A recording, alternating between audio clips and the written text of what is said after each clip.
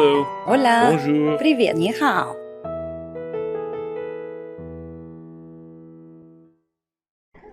Hello, welcome to Language with Chu. I'm Chu or Juliana.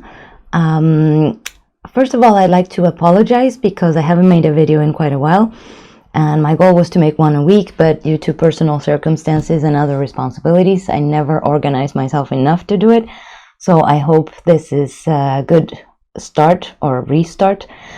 And second, I wanted to thank those of you who have subscribed, because that was quite a surprise. I started off just trying to test things out and see how it went, and I've gotten a lot of feedback and questions from you all, so thank you. And okay, in this case, I would like to also give you my email address, because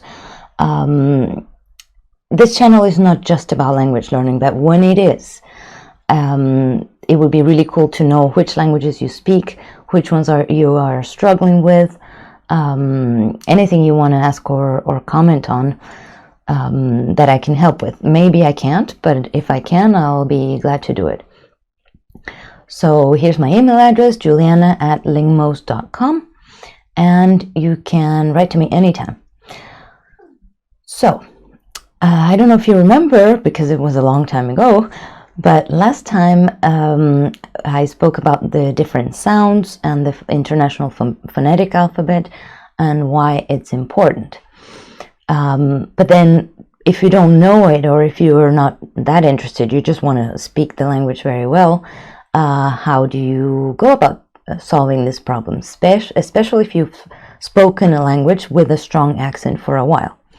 Well, one little exercise that you can do, that takes just 5 minutes a day. In fact, I wouldn't recommend doing more than 20 a day, and that's really, really a lot, is to work on something called minimal pairs.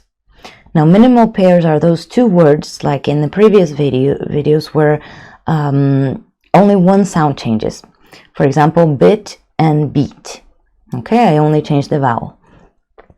And why is that important? Because your brain, remember the colander, your brain has one sound, and you want to have two or three to split that sound in your mind. And in order to do that, you have to do it only with one variable, change one variable at a time. So what you can do is Google just minimal pairs for the language you're learning. If you want to improve your English, there's tons of material. For French, it's not too bad. For Russian, I really struggled finding material, so it depends on which language you're learning. But I would recommend searching for minimal pairs, for sound discrimination, sound games, pronunciation games, and I'm sure you'll find something. And if not, again, write to me and I'll see if I can find something for you. So, the way I do it, and I did it many, many times in the past, is that I grab those minimal pairs, and I'll show you here, for example. Say you're learning, I'm assuming you're an English speaker, native or not, and you're learning Spanish, right? And in Spanish, there are two R's. There's a R, just one roll in the front of the mouth, and there's the R, very strong, which is very hard for foreigners to pronounce. Well, if I was in front of you in a class, I would first actually teach you how to get to that point. But I'm assuming that you practiced it. There's tons of videos again on YouTube on how to get there.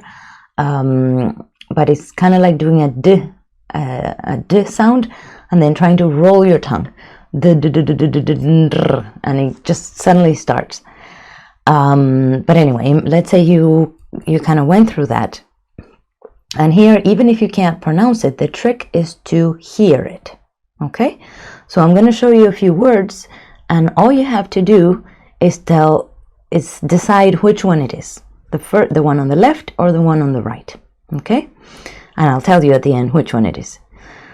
So you start off with caro,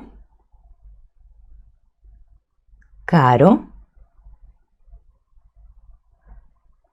pero, tarro, tarro, curo, curo. Now you see, I just said them twice, and I'm showing you on the screen which one it is. And you do it over and over again. So let's say I start again, and I'm gonna do others. Carro, carro, pero, tarro, tarro, curro, curro. Okay, you got it? It gets a little easier each time.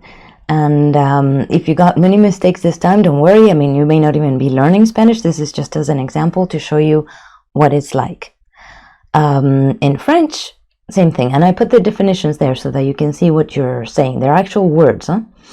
In French, look at the first two. If you make a mistake and you were going to a massage therapist, a physiotherapist, or a doctor, you may be in trouble if you don't say the right word. So that's why I insist so much on these little words, little sounds that can make a world of a difference when you're trying to communicate. It's not the same in French if your Q hurts or your Q hurts, as you can see on the screen. So let's try. The left one is the sound U, and the right one is the sound U. Okay, U, U. You can already see from the spelling that they're different. U will be with an OU, and U is just the U sound. Okay, let's try to see how good you are at French sounds. Coup,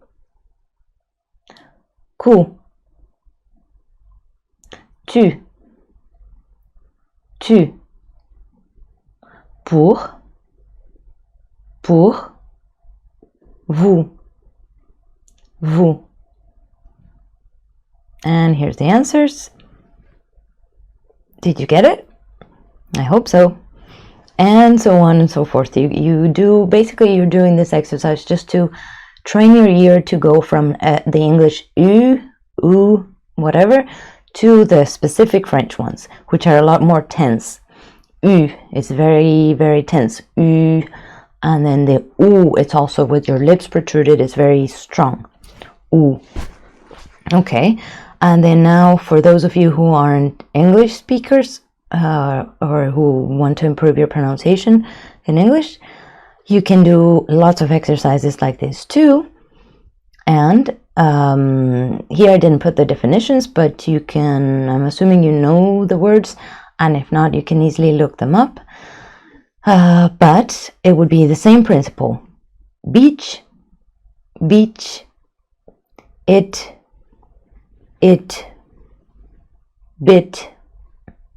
bit, and leave. You got it? Okay, so that's just one little thing that you can do with sounds. It's called minimal pairs, and you can do, I would say, just as short as we did just now, a couple of minutes every time, and in no time you'll actually be able to discriminate the two different sounds. Then comes the production phase where you actually say the sounds correctly, but I think that it comes almost at the same time, but more easily if you worked on understanding the difference on your ear, being able to distinguish one and the other. So that's it for minimal pairs, and if you're learning any specific language, you can write to me and I'll see if I can find some interesting material. Now, the thing about these minimal pairs is that a lot of people will tell you, well, you don't really need them, you just learn as you go along, etc., etc. But I think, from my experience, it's way easier to do it this way. And it doesn't mean that you're not going to be working on text, on dialogues, on authentic material. I mean, you absolutely must. But those 5 minutes focusing on minimal pairs, for example, actually make you more attentive when you're working with authentic material. Not only that, but it'll help a lot with your spelling and with understanding people, because if you already have fine-tuned the difference between certain sounds, then it's way easier to understand. You're not going to be thinking, well, did this person just say tu, as in the informal you in French, or tu, everything. It will just come automatically to you. So that's already a step in the right direction. when it comes to understanding. And then when it comes to producing sounds, it will also help you because you won't be hesitating or saying something in between and then hoping that the person will understand. So all those things, I think, are a win-win situation, and that it's worth it. Just a few minutes. Then, of course, you have to work on something I do a lot is repeating what the person said, trying to use the same intonation.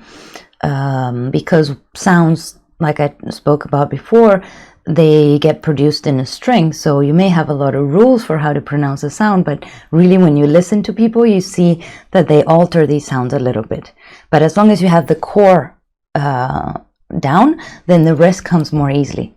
Yeah, you can do a lot more exercises with sounds, but this is something that I don't think many people know about or do. And I think it's really cool and easy, and that's why I wanted to show it to you. The other thing you can do is mark down intonation curves, and that's very, very important. Depending on the language, the intonation will tell you if it's, for example, something the person is just saying, an affirmation, or an assertion, or a question. For example, in French, if you say "ça va," that's just a normal sentence, but if I say "ça va," it's a question, so it always goes up for the question. And in English, it's important to know the curve because each word has an accent, has a stress, sorry. So then you have to practice that too, and then intonation comes above, above that. For example, when I say I want to go to the cinema, that's just neutral. I want to go to the cinema, there's a special curve, that's it. But I want to go to the cinema, not you, for example. Then you have to pay attention to where the stress is because it changes the meaning of the sentence. And have fun. I'll put some links at the bottom of this video just as a reference to some of the sources that I found and that I think are cool. And don't forget to leave a comment and subscribe and have fun with sounds. See you in the next video.